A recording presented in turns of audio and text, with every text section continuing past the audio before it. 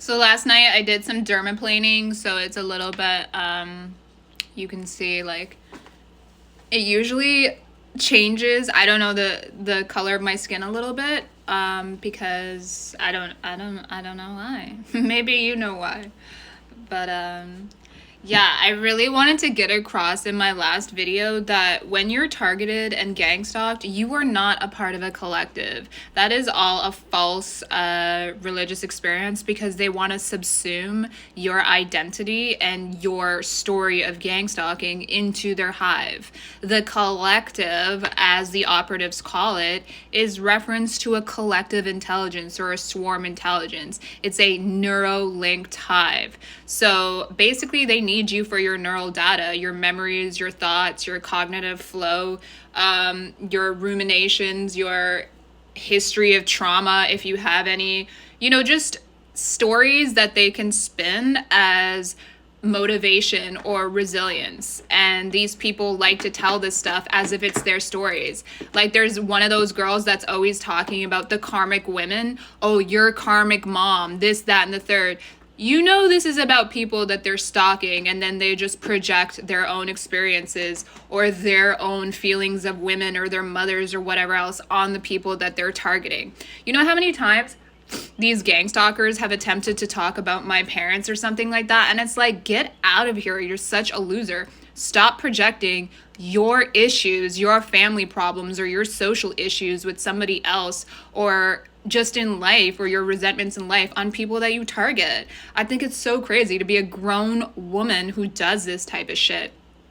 Just sitting there projecting on other women and wanting them to have tales of woe and stories of woe me so that you can have a soundbite. It's literally all about sound bites, especially looking at the format of TikTok here. It's 100% about sound bites, so these people can just go viral looking like they know what they're talking about.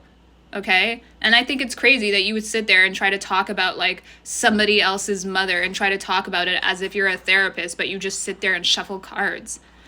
I don't need you to talk about my mother. I don't need you to talk about anything. I don't need you to talk about my father. Keep your mouths off of other people's families that you don't freaking know, especially families that you've targeted and tried to manufacture and surround with drama. Like, get a life.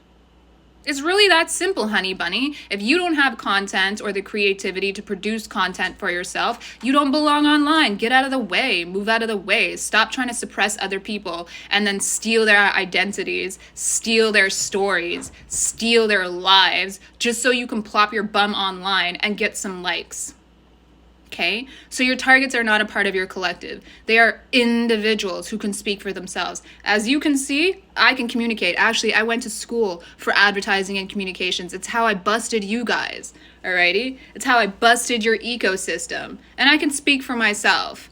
If I wanted to exploit myself in the way that you took it upon yourselves to do, I would have done it. I specifically chose not to. Okay?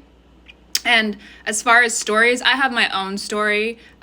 This cycle has tried to take and exploit my adoption. Yeah, such a gross thing to do. They've tried to exploit my international adoption because, as you know, I am Ethiopian and I was adopted by Italian Americans Italian Canadians, and a Canadian woman.